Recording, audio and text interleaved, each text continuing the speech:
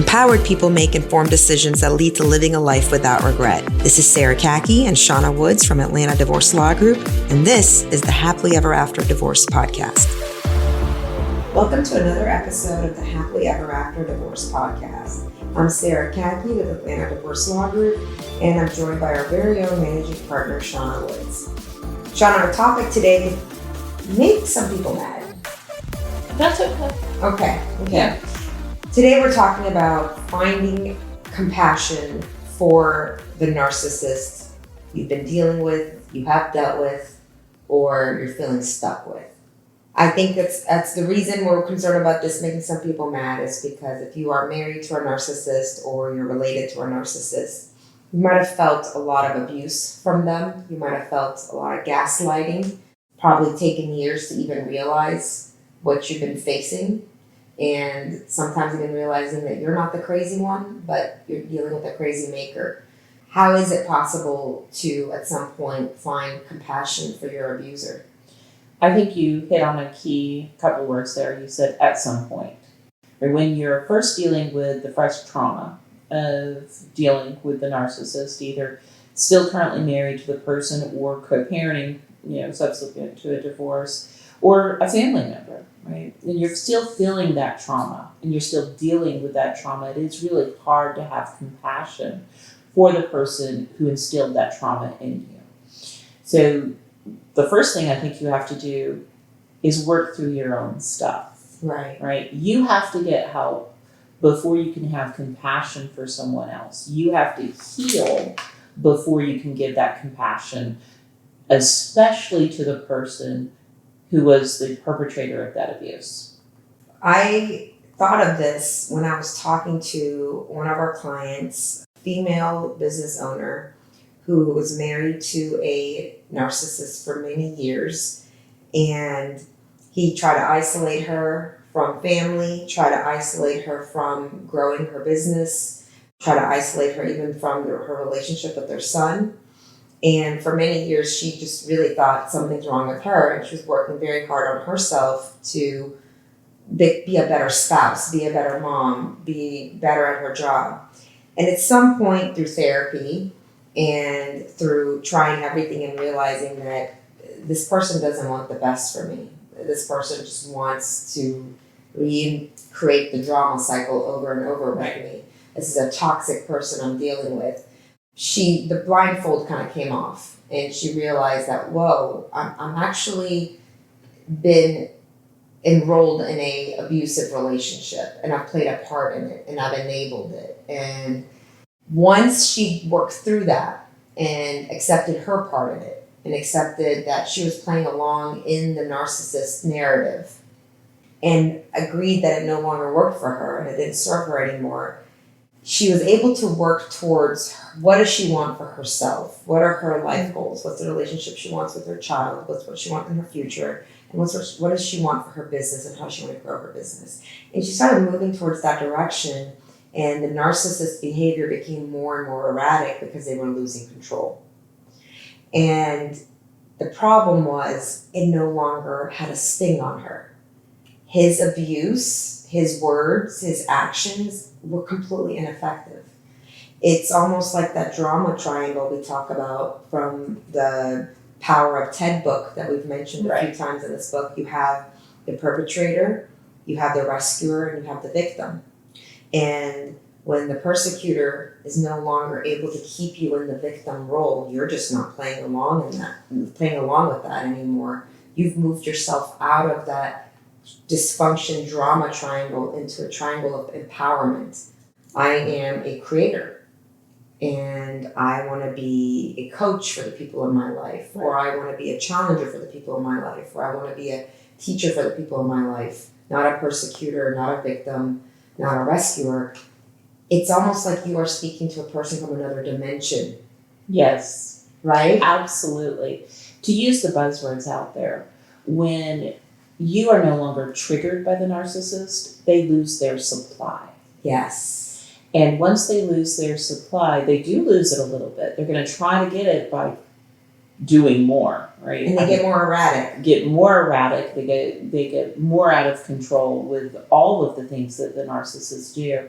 But just like what you're saying with this wonderful businesswoman who decided, no, that's no longer working for me. I'm not going to be in this dynamic anymore. Once she's been able to remove herself from it, right? That's when you're able to be compassionate. Right. Because you're able to see that person a little bit at a distance, right?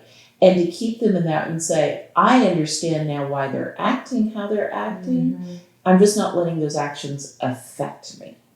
So we had this podcast episode on understanding, and Yes. that's where compassion comes from. Being able to understand someone and then gaining compassion from there, because you can't have compassion for something you can't understand. Right.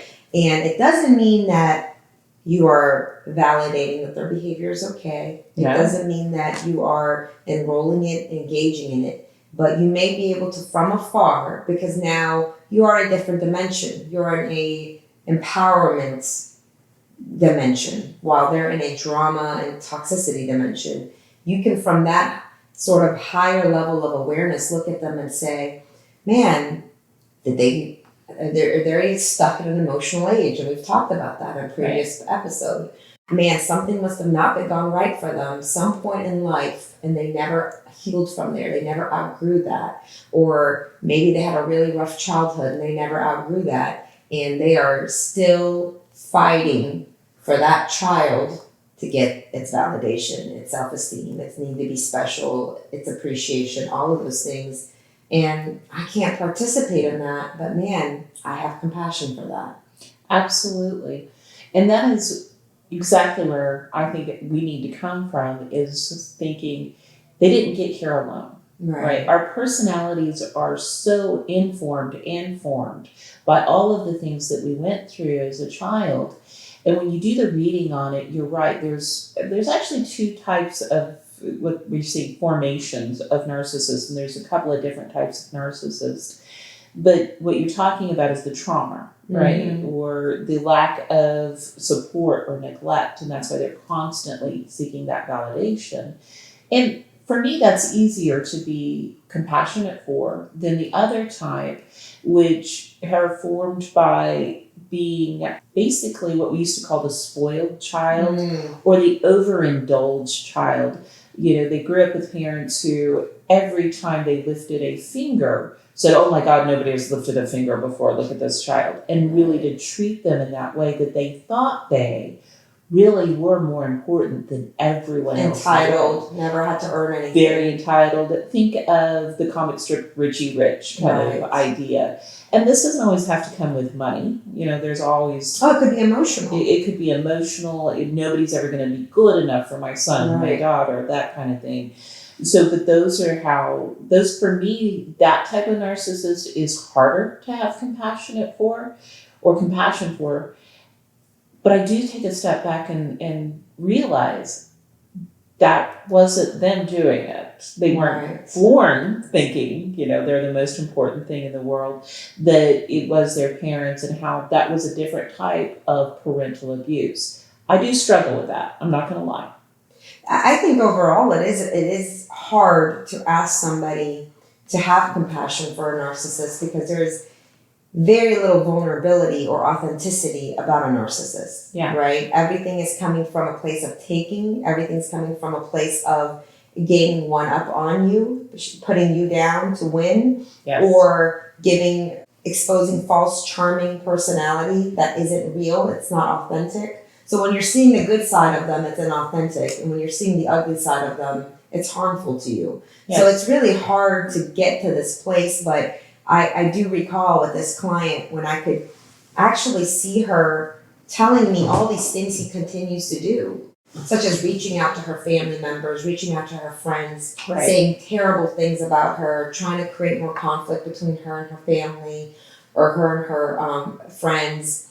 And she almost said these things about him, like she felt sad for him. Like, man, I'm here building this amazing business, you know, being profitable in my life and building this relationship with my son. I'm finding kind of coming out of being so isolated by him, making some quality friendships and growing my relationship with my parents, and all this effort he's putting into energy and effort and thought he's putting into bringing me down instead of working on himself, and it's not working, and it's just sad. Yeah. And it was empowering. It was so empowering after all those years of marriage. She had that feeling towards him instead of feeling like a victim. Right. Or feeling of what's wrong with me, I need to fix myself, or just feeling broken. And I'm going to go out on a limb and think that she set some really healthy boundaries with him. Yes. Even while having compassion. And I think therein lies a little crux of what we want to get at with most of our conversations regarding narcissists, is that if you don't set these boundaries, if you allow them to continue to get the reaction that they want, right? Continue to abuse you, you're not going to be able to have compassion for them because you're still lost in this cycle. Well, they're bringing you back into their dimension. Right. And also, there's two things that I do want to... Just having compassion for a person does not mean that you're going to allow them to be part of your life. Absolutely. That, I think men and women, but mostly women, need to hear that. Yes. Because that's our maternal instinct. Something strokes our compassion, our mother caretaker instincts kick in, and we want to go take care of it. Absolutely. I have a person who I considered a good friend for a number of years, like 4 or 5 years. And I had to cut ties with this person because of how their actions made me feel and made me react. I did not like how I was showing up in this relationship, and we've talked to it before, and this was just a friend. I have a lot of love and compassion for this woman. I simply have no desire to have her in my life because it's not healthy for me to have her around when she can't change. So again, that's why I'm thinking, even this marriage, right? I can have this compassion for a person. Doesn't mean I have to stay married. Right. And you may not be the right person to even help them gain that awareness. That's the other part of being in a toxic relationship and realizing I'm not even showing up. I don't like who I am here, right? Right. You may be the worst person that can even challenge that toxic person to step out of that dimension. So the best thing you could do sometimes is get out of there yourself and hope that it's a waking call for them. In our divorce cases, I see clients who reach this level. I'm going to keep using the word dimension because I'm liking it. I like the sort of graphic that puts in our mind. When they reach that dimension of empowerment and they completely left behind that dysfunctional triangle, the drama triangle, they're able to so much better figure out how to navigate through their divorce. Because sometimes with the narcissist, if we can let their words and let their actions and their erratic behavior lose its sting and lose its control, and we somewhat become fearless over it, they lose that hold, that grip they have on you, and you're able to make much better calculated decisions. Some examples I can think of is when, they want to be viewed a certain way, right, of how the divorce happened. It's very clear that this was an abusive relationship. Client had to get out of it, but that person might have some sort of status in the community, might have some sort of way of wanting to be viewed, and can we hand that ego to them in order and let them be right about who they think they are and how they want to be perceived in order to get our client what they want. And if you have a client that's removed themselves far enough out of the drama triangle and is now in an empowered dimension, they may say, sure, let me be the bad guy. Let him think whatever he wants to think and, make this irreconcilable differences or whatever, and we move on. Yeah. It is so important when negotiating with a narcissist that you find some way, even if it's a small way, to quote unquote, let them get the win. Yes. And they need that to be able to walk away. They need the last word. They need to have that last negotiation. So that if you're going to make an offer of settlement, you want to build something in there that is your giveaway, right? That they're going to come back and say, absolutely not, I'm not doing that. We weren't really asking for that anyway. We call that disarming the narcissist. Yes. And we will have a separate episode on that. It's a good one, Shauna. Thank you. Thank you. Thanks for listening to the Happily Ever After Divorce podcast. If you'd like to learn more, go to atlantadivorcelawgroup.com/resources.